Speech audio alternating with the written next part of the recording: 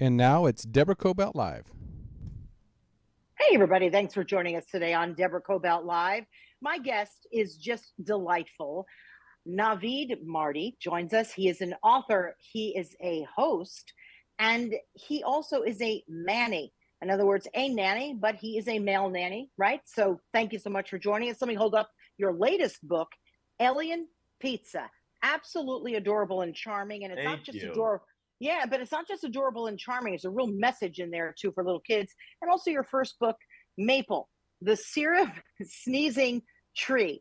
Who would have Just thought? who would have thought, right? Okay, I love these. Let's get into it a little bit. Gosh, you've done so much, but let's talk first about the books because clearly it's got to tie in with you being a nanny, Manny. Yeah. So talk to us about that, would you? Yeah. Well, first of all, thank you so much for having me. Yeah, Super exciting. We got to meet in person and get to know each other yeah. even more. Yeah, so it's funny how a turn of events led one thing to another, and now I'm actually mannying and then kind of got in the middle of a big circle in LA where it just became high profile families and high net worth families. And it's such a small circle, that kind of arena, and kind of just working with so many kids that also all knew each other, Yeah. friend groups. And every night it became a thing where I would have to give a bedtime story, more or less have to. And that's something I've always enjoyed doing as long as I've been working with kids. And then finally, I decided to run with some of the stories I had. Because some kids would literally, on play dates, ask another kid where I left off the story with them. And so Oh, wow. they would ask to be caught up to where the other kids were left off with. Oh, I just love that. That is so darling. That means you are having such an impact on these little children. I just think that's so precious. Gosh, I guess we need to go back a little bit, right? Yeah.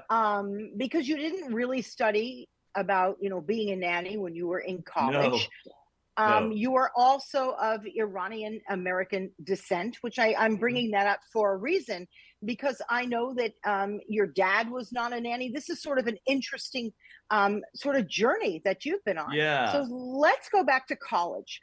And you played sports. Tell us a little bit about that.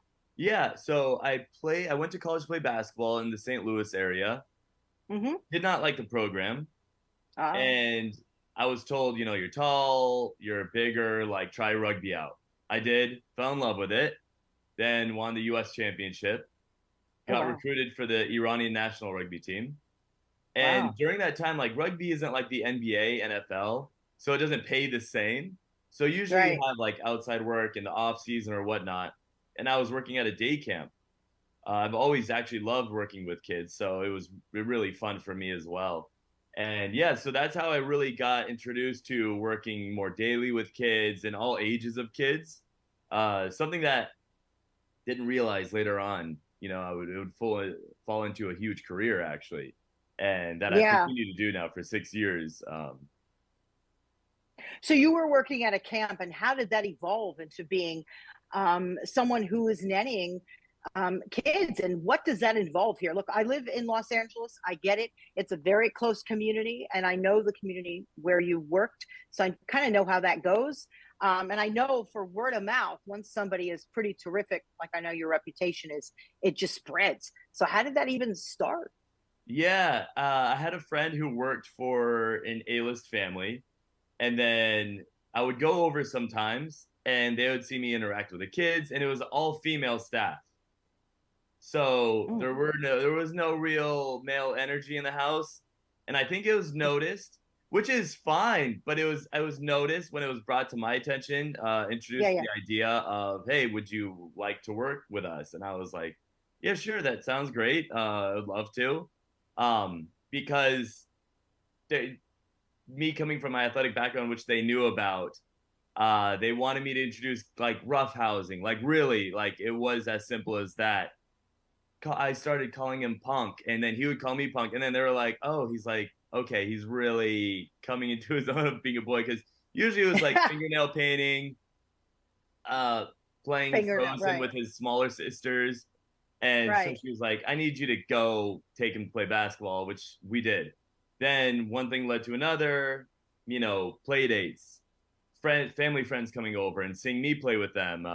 And then it was like, there's not many other guys who do this at like all.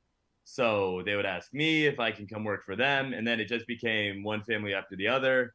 And I say I'm like the only guy under what, 35. I'm 31 now who doesn't have kids, who knows the LA school system so well. I know how to change diapers. I know how to do it all now with kids, even though I don't have Wow. any of my own. Wow, I love it. We talked a little personal when you were at the house. I know you have a girlfriend. I'm thinking, I mean, really, seriously, talk about a catch, right? Because so many people, they want somebody who earns a certain amount of living. Me, I just want to know that the guy knows how to change diapers, is good with little kids. I got lucky there because my husband was a better diaper changer than I ever was. This is important stuff, ladies, that, your partner, or men, that your partner is somebody who understands how to deal with little children. It's probably the most important thing ever. And I think this is great. And also, I brought up to you, there was a time when you were in a hospital and when a male nurse walked in the room, it's like, whoa. And now it's just like, whatever, men, women, anybody could Yeah. just be your nurse. And I love the fact that you are a nanny, Manny, or whatever you call yourself, because I think this is just a trend and it's going to keep happening. Don't you? I do think so, because it is funny how people, when they see me and they find out I'm not the dad, Right. they're immediately intrigued and ask me what days I have free, if I can help them out, if I can work with their kids. Oh, you're the nanny. I've never seen that. How does it work? I'm like a nanny. Like, it's literally the same thing. Just, I think it's a little bit different, in my opinion. And usually that's how other families find that as well. Yeah. What do your parents do? What do mom and dad do? Where are they from? All that kind of stuff. Funny, my dad is a Iranian engineer. So I say Iranian engineer because if you're any Iranian, like I am half, you're meant to be a doctor, lawyer, engineer. You live in LA, you get it. Oh So yeah. my trajectory has already been so skewed from the norm of being Iranian. So that's it's a pretty funny thing, always going to like family affairs, anything happening. People knowing what I'm doing. I'm just so left field around all my cousins who are lawyers, doctors, and I'm over here writing about a sneezing syrup tree. But I love this. Oh my God. But I love your family's been quite welcoming of it though, because a lot of families are like, no, no, no, you're going to law school. Right? yeah, no, that is it. And I think the thing is that I like to pride myself on is when I want to do something, I make it happen, and I want to Yeah. follow through with it. I want to be number one at it, even though there's no like a trophy at the end of being the best Manny. I Yeah, like yeah. there's pursuits that I have that I know we'll discuss in a little bit, that I'd like to reach. But it's the same thing with rugby. When my parents saw that I was really taking so much time, dedicated for rugby, and then achieving those big goals that I did, it's not like I'm falling into something that I would rather not be. It's something, if I'm passionate about it, I'm going to make sure I do a great job at it and be one of the best at it. So I think that's why there's no real worry. I have a lot of drive with whatever I do and passion for everything that I choose to do. So I think that's why there is less worry in terms of like, find something safe. It's like, I'll create the safe with what I'm doing. I love that. I'll create the safe with what I'm doing. By the way, people, that's with any and everything. You don't have to go to school and then work for the company. You can create something of your own and it feels good too. Now, I love just sort of all the different areas where you've worked because it is coming together into something you're creating that's going to Yeah. be quite marvelous. Let's talk a little bit. We're going to get to the book. But let's Yeah. talk a little bit also about, okay, you're an athlete and you've been an athlete playing professionally and in school. Also, you've been a host. Can you talk to us a little bit about Yeah. that? So you've got the chops for being on TV and you know how to do all that stuff. Talk to us. Yeah, it was funny how I fell into hosting, even though I Yeah, have hosting experience. I like how I'm so dark on this. I didn't like myself very well. But so I that's hope I okay. come across well still. But I fell into it pretty interestingly enough. So after I was playing rugby, and I saw this audition for, it was the number one fitness channel at the time on YouTube, and they were looking for a new host. Cool. And I literally went in, didn't know how to read teleprompter or anything, and I got cast like the next day. And I don't know how many guys ended up showing up to this thing. Like it's like it was the one of the first fitness channels to reach like the 10 million. So it was from there I started learning how to host. Then I got cast for a big network series where it was live, it was a panel, it was kind of like The View, except it was 20-year-olds at the time. And then got canceled right away. But at the same time, I started finding myself hosting for different outlets across TV, internet, websites. And so that's how I really then began hosting. And at the same time, I began mannying at this all in LA at the same time. And now it's kind Wow. of all come together, funny enough. Yeah. When did you get the idea for these books? And why don't you tell people what they're about? I mean, they're so darling. And I, my kids aren't little anymore. I mean, I suppose, they could come home from college and I could read this to them, but they might be like, seriously, mom? But I kind of wish they were because it's so charming. I love these books so much. And I read Thank them you. last night once and twice because sometimes I think these books are for us too, the adults, because it brings us back to a time of joy and innocence, right? There's nothing Yeah. like awful and defamatory in here. These are just lovely. Talk to us if you want about the first one, Maple, the syrup sneezing tree. How charming. And then Alien Pizza. Really Yeah, cool. well, actually, to touch on something you just mentioned, I think one of the biggest things that I like to work around, kind of the idea, is actually that innocence that you're talking about right now. How the books Yeah. just have so much innocence, and they have messages at the same time. But I think why I really do love working with kids so much is just exactly that, where it's I think the easiest time in your life, and it should be.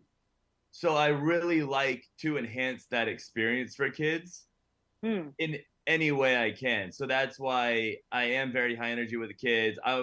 Kids that I can work with, kids that I do work with, I love to enhance that experience because I know it's a short-lived time. Once you're out of college, it's just adulthood. So just like that, these stories bring that charm, the innocence, the fun, and that's what. Side note, I like to bring into just my daily activities with kids. But yeah, this Maple the Syrup Sneezing Tree, it came about, like I said, it was just another bedtime story. Yeah. And I can tell, for me, it's like I enjoy it when kids ask me, okay, we left off here from the night before. Wow. We left Wow. off here, and then they want me to continue it. And it's very me coming up with it on the spot. But I like the premise of this one because it had, a couple different ways to read the message in the book, whether it being green, whether it being standing up for what you believe in, even if, the odds are, stacked against you. That's how I came out with Maple. And I feel like that message was received, and families have told me they enjoy reading it. So that makes me feel great that I can also kind of extend my reach to other kids. I think that's fantastic. What are they about? What's the Maple one about? And then the Alien Pizza. Give Yeah, give us a Maple. little synopsis of the novel, I'll give would you you? a quick one. Yeah, Maple the Yeah. Syrup Sneezing Tree is about a boy and a sneezing syrup tree that defend the forest from being cut down. Oh, So, yeah, see? See, I love that because then it's going to get the little kid thinking like about trees that are being cut down. And oh, it's just beautiful. How about Alien Pizza? Alien Pizza is about a boy who brings something to show and tell that's way more than what he thought he was going to be bringing in. He asked his mom for a dog. She said no. He ended up bringing in something much cooler. Yeah, it's a great story. I loved it. I love them Thank both you. very, very much. My sister, who's quite a bit older than I am, she used to do the same thing at night. She'd read, not read, she'd make up these incredible stories. And then she would talk about putting me in her pocket and that I would go to school with her. And it was just the coolest stuff. And I That's always thought, cute. gosh, she's really got to turn these into little stories. It's amazing how your imagination Yeah. can really just wake us up as adults and do something so wonderful for children and Yeah. ultimately the adults in our lives, right? I like when you run with that and you don't kind of stop yourself from that creativity and imagination and Yeah. continue to use it. Yeah. Gosh, it's beautiful. So talk to me a little bit about the Mannying part of your life. Um, what's a typical day like? And do you give parenting advice? Like, talk to me. Or if not, like, give us some parenting advice and some tips, would Yeah, you? no, it actually differs from family to family, what Yeah. they want. And it's Hmm. like, I know you're familiar. It's like with an assistant, it's like you know how your assistant will mold into the way you need them to work with you, right? It's Right. like I'm less of I'm coming in to help super nanny, the kids. It's more of a I'm coming in to make your life easier. That's how I always think about it. Make your kids have the Wow. best day possible and the funnest day possible and also safe, throughout the day. Yeah. So it really Yeah. differs from family to family. That's why it's more of a general answer. But to give the easiest way to answer that is waking kids up, making breakfast, taking them to school, picking them up, activities, after school activities, coming home, making dinner, bathing them, showering them, whatever they need. Hang on. You cook too? I mean, really, please, can you come to my house? I mean, I need help with all this. Please, I really do. You don't get If I enough. gotta cook, I will figure it out. There's I several things love I it. say I can't do, and one of them is writing notes. I don't have the best handwriting, and gift wrapping. You can't count on me for that, but everything else, I'm pretty self-sufficient. I'm loving it. I'm loving it. Okay, so you sort of do everything, but hang on a minute. You say families. So you work for more than one family? I mean, what do? You go to one house, wake them up. Go to the next house, wake them up. I'm trying to Yeah, envision this. How do you do from it? time to time, I have worked for up to 7 families at one time, and Wow. it almost accidentally became a summer camp, but I was pretty much the only person. So I literally various families would I would use some people have family cars where it's just kind of like the family van, and I would take that, pick up each kid. We'd head out. Oh. I'd bring them all back at like 3 p.m. Some days revolve like Oh. that. Oh Hit the man, where were beach. you when my kids were little? Okay, go ahead. Hit the beach. Yeah, go ahead. Yeah, hit the beach, hit the park. One of them has a pool. We're all going to the pool for a while. Oh. But yeah, or some days it's split days where I work with one family Monday, Tuesday, another family Wednesday, Thursday, another family Friday, Saturday. Now I finally have my weekends back currently, so I'm trying to keep those to myself. Yeah, yeah. But yeah, But what would you say you've learned that you can impart on so many young parents that's important? But wait, before I ask that, yeah. what's the age category that you work with? I've worked with every age. I've worked up to like usually 12. Okay, so not older. Newborns, Newborns. Okay, so the whole newborns thing all the way from to like, 12. Yeah, one time I was asked to work with an actress and her like 4 month old, but like yeah. traveling and to and from set, visiting her on set with her newborn. And she specifically wanted a man. Okay, whatever. I So mean, I just think it's great. I think, you know what I think? I think it's all personality, right? And yeah, I think you just got such a delightful personality. You're interested in people. I think why not? And I hope this is a growing career. Don't you hope so for yeah, people? I It love it. doesn't, I would love to expand. Kind of what I do is really the ultimate goal.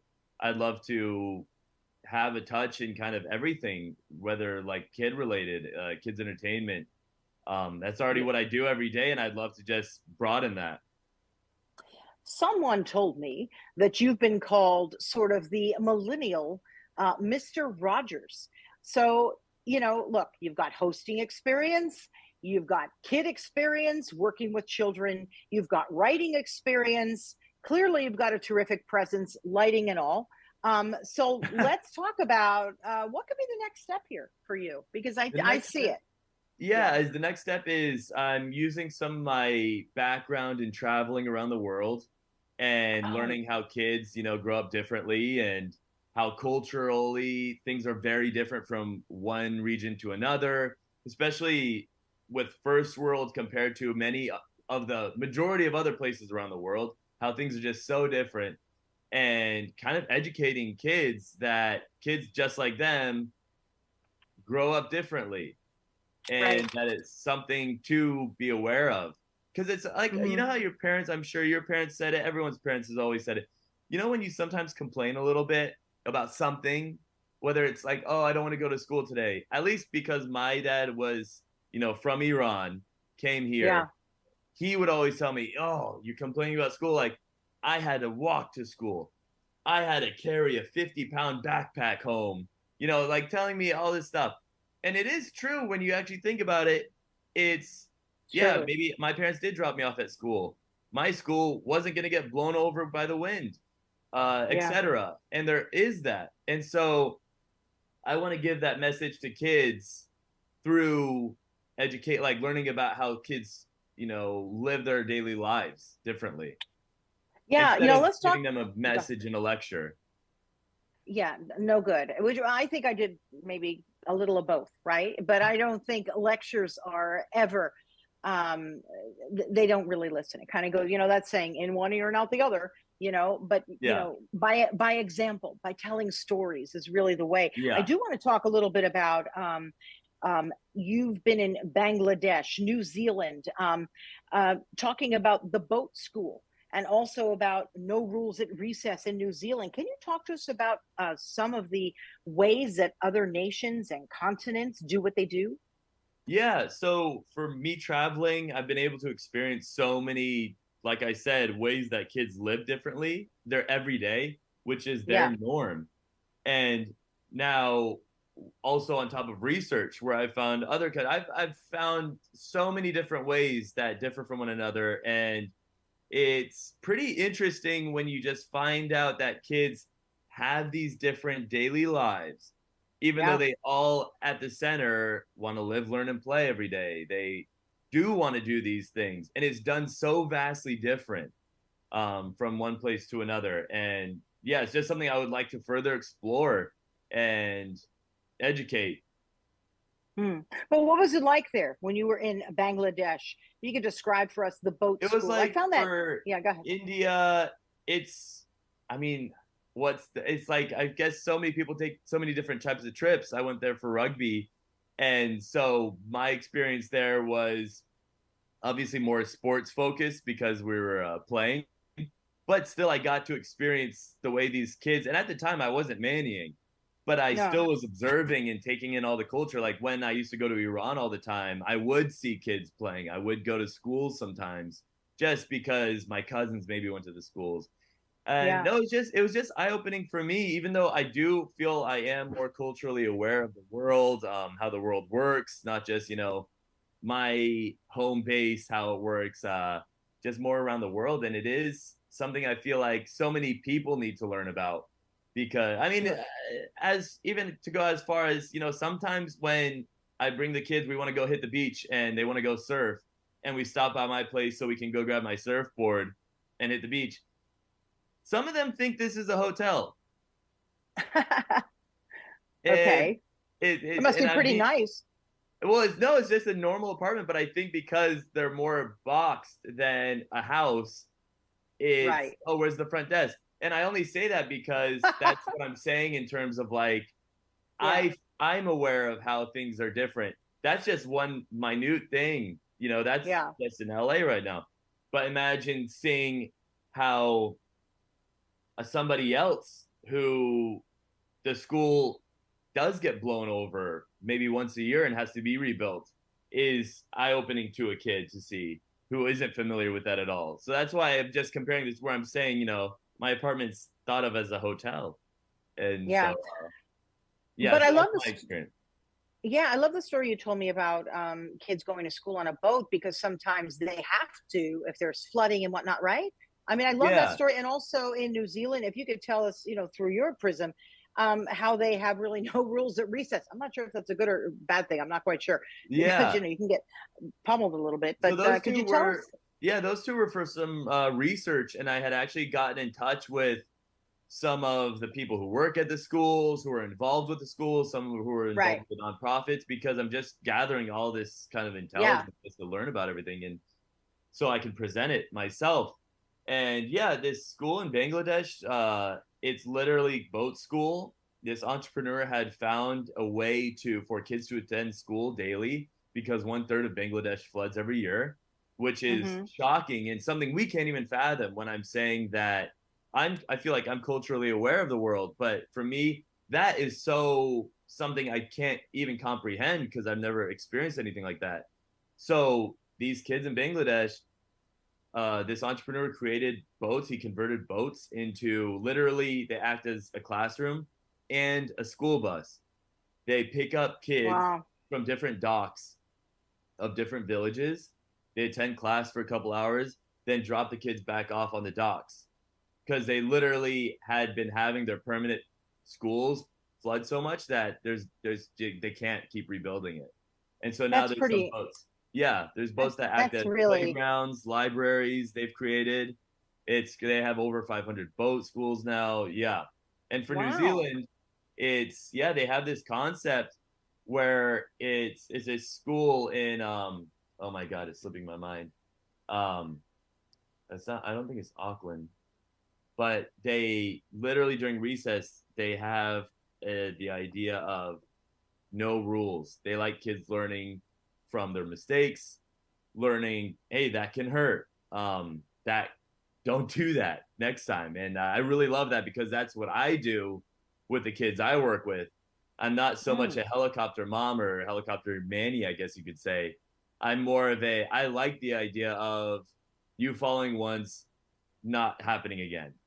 Because the Yeah. same thing is, don't that's the way I do things. Especially I think maybe because I have an athletic background and I used to get plummeled all the time, and I like the idea of kids getting rough and falling and experiencing life at its fullest instead of, oh, don't jump in the mud, you might slip. Like, yeah, you might slip. You're gonna slip in mud. Like, it's not the biggest deal in the world. You're gonna get back up and probably swim in it next. Yeah, Yeah, the that's school in New wonderful. Zealand. Yeah, the school in New Zealand That's does that. Yeah. so much experience that you've got in your research and your own personal experience. So, yeah, I mean, I really see something pretty big coming together for you in the not too distant future. Plus, Thank you're you. likable, right? You're likable with adults because you can't just be likable with the kids. The adults have to like you too, right? Because you're working Yeah. with their kids. You're doing a show with their kids. So I just think this is fantastic. Any parenting tips that you can give us, that as we're going about doing our stuff, that maybe it's like, hey, relax more, do this. This is something, what they really need is blank. I mean, would you tell us before we let you go?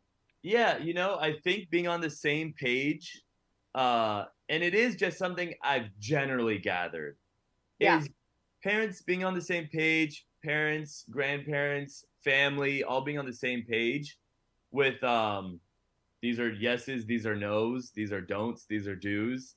Yeah. Um, just because I feel like there's less loose ends in terms of behaviorally because I don't like the idea of, oh, this parent lets me do this parent doesn't let me do this, oh, this cousin lets me do this.